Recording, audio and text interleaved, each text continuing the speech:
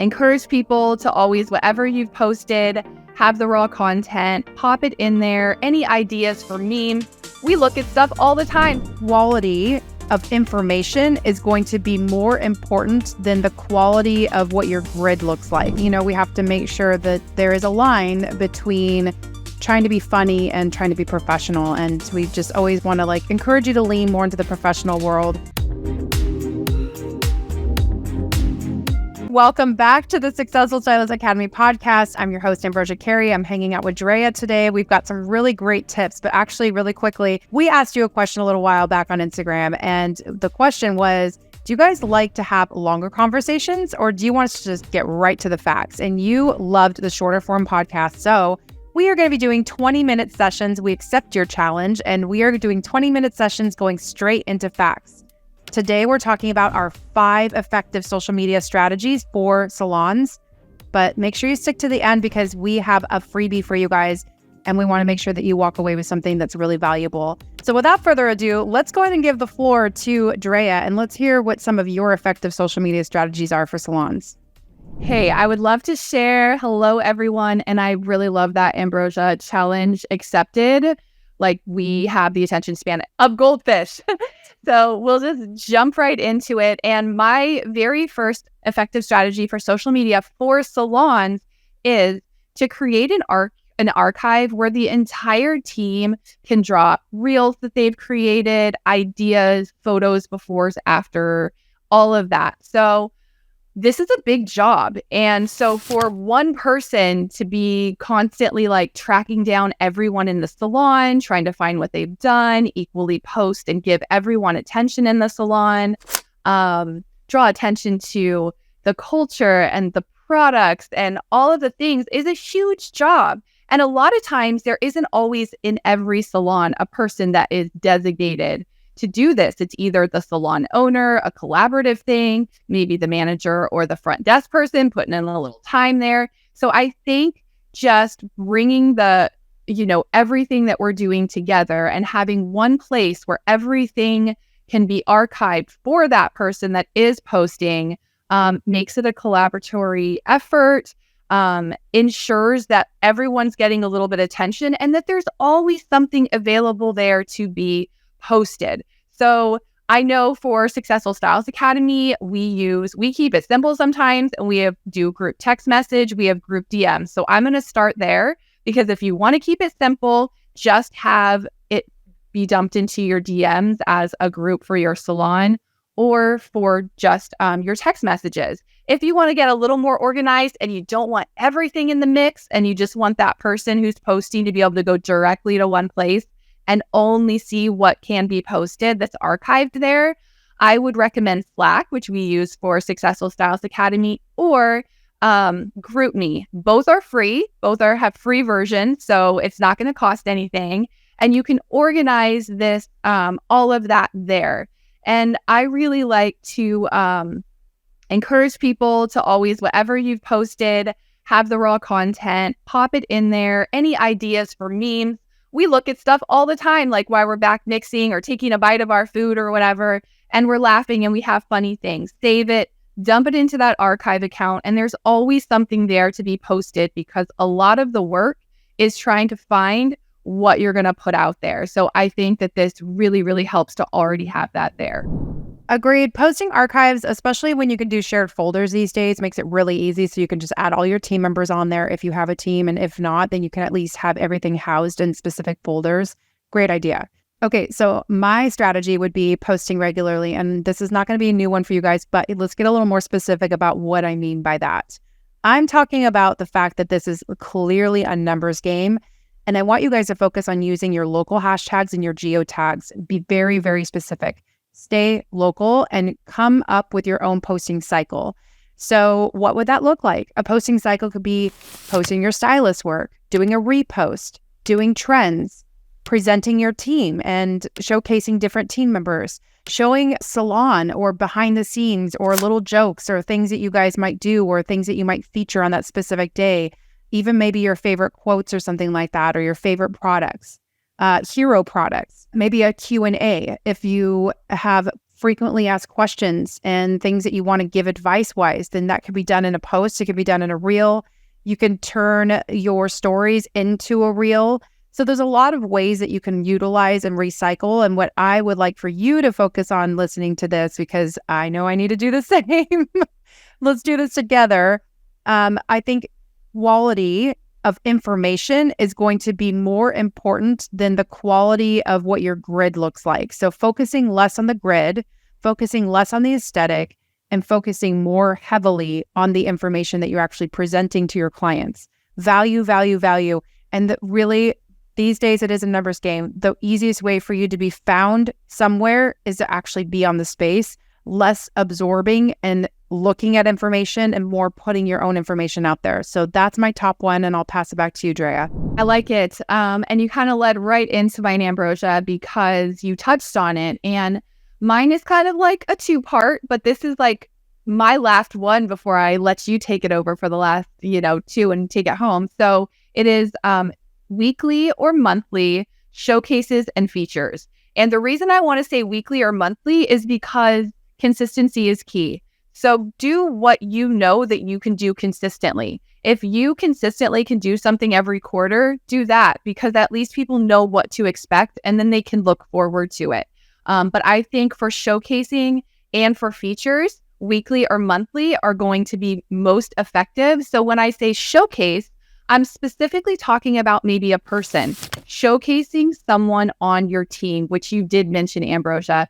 So a team member, what they do, what their favorite whatever is blank, a philosophy of theirs. And this is also can be like used as a getting to know this person. So it can be a personal philosophy that's a little more touchy-feely, but still goes along with their passion maybe about the industry, their work, their clients. It can be something that is solid and just very, very professional. But coming from the salon, showcasing your team members, I think it's a really cool thing to share what makes them irreplaceable, what makes them unique. So part of the showcase, these are just some ideas that I'm, throwing out to you that you can do. A fun fact, a personality type, I think it's always fun. If you're a salon owner who has your staff take like personality tests or something, which is always a fun team building thing to do at like a meeting or something. It can be like, hey, when such and such needs to be organized, we always go to this person. But if this needs to be done, this is the last person that we're going to go to because that is not their strength. It can be really, really playful. And I would do this showcase in two pieces.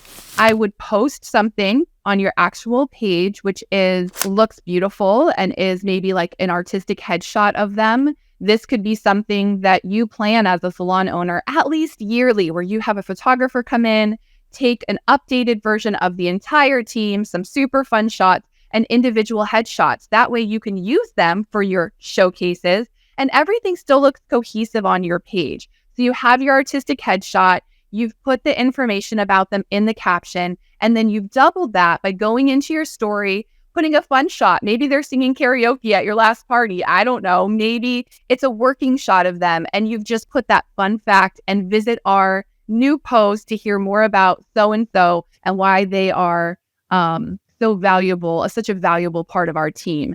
And then the following day, sharing your actual post onto your story and having people revisit it. So if someone missed it one day, they're going to kind of get it the next day. So that would be the showcase part of it. And then my last part is the feature. And so the showcase is the person, and the feature would be a tip, a service, maybe like a new service you're adding to the menu, or it could be a product. So this is where you're going to have a reel, you're going to have a still shot, and things like sharing the features and benefits of this product, a tip in how you successfully use that product. If it's a new service and you have a testimonial on it, this is going to be a great place to put that feature. So I think, using a feature, doing this either weekly or monthly to where you're always sharing something going on in the salon is huge. And one thing that I have to bring attention to, as salons and as stylists, I'm seeing a lot of negativity around talking about our clients. And this is things that like we can relate to, you guys. It's funny. We get it. Sometimes we're frustrated, but I feel like right now there is an overabundance of stylists and salons on their page talking about that client that didn't show up, that client who didn't have a realistic expectation, that client who is doing whatever. And I'm not saying don't do that at all. Like sometimes it's funny and it's relatable. And sometimes it's great for clients to hear little things that we see from our perspective, but not more so than how grateful we are for them, how much we love our industry. So I think when you have a brand page, it's one thing. When stylists are your audience, it's one thing. But as a stylist and as a salon owner, what is your objective for being on your page? Is it to get butts in your chair? Is it to get butts in the chairs of your stylist? Is it to get more stylists in your salon? Because those are usually some of the top things that we're looking for. And I would just say, be aware of what you're posting, what your objective is, because I think that there's a good percentage of us who need to stop showing up and showing off for one another in a sense. I mean that in the best way, and really start lifting up and showing up for our clients on our pages. So I agree 100%. Thank you for even talking about that. I know that is a big thing right now that's happening, that we're seeing across like a lot of social media platforms. And there is, we have to make sure that there is a line between trying to be funny and trying to be professional. And we just always want to like encourage you to lean more into the professional world and have your funny for private, or, just save it for your break room banter. Like you don't have to share everything. So agreed. Okay. I'm going to move into the next one, which is introducing giveaways and competitions. And I think the best way to do this, though, is do a countdown. Like talk about the giveaway before you talk about the giveaway. Let people know what's going to happen. Give people a chance inside your space who might not be on social media to let them know, hey, we have a giveaway coming up soon. Make sure you stay tuned to that. That's a great way for people to follow you that it might be coming into your space that don't even follow you already and they just don't think to. And it's also a really great way to include them. Like don't make it just for social media. Or better yet, if you're going to have one, have a giveaway that's specific to social media and then have a giveaway that's specific to your email. So you can transfer people to your email, do the countdown on your email list, get people involved through it, and then do the big announcement. I'm going to give you guys kind of an example of what we've done in the past. It's worked really well. So in my salon, we had a direct to email. We really wanted to build that trust with the client. We wanted to build up our email list. So what we did is we had a summer selfie giveaway. And for that, any client that posted a selfie, whether it was by post or on their stories, or they shared it with us, like if they actually emailed to us that specific selfie, then that would automatically enter them into a giveaway. The giveaway was for a Dyson blow dryer. So we bought that as a salon and we picked a winner. And the way that we announced that winner was actually through email. What's nice about that is that a client is definitely going to share their email with you to make sure that you have it. And when I say client, I mean a potential client that you may not already have. So this is a really great way to earn trust and that likability factor with the next person, to get them involved, even if they're not a client in your own salon, but somebody that you would love to invite them in the future. And it's a great way to offer promotions and tell about future events as well. So try that out. My very last one to round out our 5 effective social media strategies for salons is to take advantage of UGC. That's user-generated content. There are several ways you can go about this. And some examples I want to give you guys, just maybe write it down or think about this. Maybe you're already starting to do this, but you're not realizing you're doing it. And so put a little bit of attention into this UGC, because this is a great way for you to have things that you can post for the future, but also have people advertise your company for you without you asking. So one could be through the contest as I was telling you about, right? Anybody who shares a selfie, tag us, and then automatically enters you to win X. So I just gave you guys that example in the last one, right? But in this situation, if you have a client who shares a selfie, that is you saying like, hey, I would love to share this selfie. And so make sure you tag us so that we can share that selfie, right? And so an incentive would be like anybody who does it, they would automatically be entered to win a $100 gift card to our salon or something like that. It could be something that's playful that makes it, it helps out the client, but it also helps you out as well. It's something we've done in the past, and we've always had a lot of fun with it, because when you ask somebody to take a selfie, maybe they don't think about it, or it just stays on their phone, and then they're feeling themselves, and you can tell. And a lot of times when a client takes a selfie, it even looks better than when we take a photo of them. So going into that selfie, we have also had an in-salon camera or a phone. We have an iPad that we all use together. And even though the quality in the iPad's not quite as nice, if you have a phone that you can hand to your client and you ask them like, hey, we have this awesome photo wall. If you take some selfies, can you use this device too? Or can you use this phone? So that way you have photos of them and you can post them yourself. So that still falls under the umbrella of UGC, because you didn't have to do anything for that. It is something that a client made for you. They are feeling themselves and they've already given you permission to use that. Another thing you can do is you can ask your client if you can follow them. And by following them, that's another way of being like, oh, are you on Instagram? Can I follow you? And I just, anytime that you might see them post a photo of themselves, then you can reuse that photo. Just make sure you ask for permission. Just say like, I love this picture of your hair. Do you mind if I share this on my salon page? More than likely a client is going to say absolutely, because they themselves already posted it. So they're comfortable with that. But it's another way to encourage them to do that, right? Because sometimes people don't think about things. They only think about like, they like the photo of themselves. They're sharing something. It may have nothing to do with their hair. But if you like the way that their hair looks in that photo, ask them if you could reuse it and just say, thank you so much for sharing this photo. Your hair looks amazing in here. Thanks for visiting us. So it can be something related to that. Things like posting to your archives, posting regularly, being consistent, making sure that you introduce giveaways and competitions, and taking advantage of UGC. Those are all really great practices that are not to be forgotten. You don't have to do things that are like a flash in the pan, right? You don't have to do things that are viral. You don't have to dance. You don't have to do any viral things for that matter. Just do things that are going to be efficient and effective if you're going to put the time into doing it at all. And that is the main thing that we want to encourage you to. So I promised you guys that we would wrap these sessions up in under 20 minutes. And I want to thank you so much for us like doing this rapid fire and just going straight into it. But I know that we promised something to you guys, and I know Drea was going to actually announce that. So Drea, would you mind telling everyone what we want to offer to everyone listening?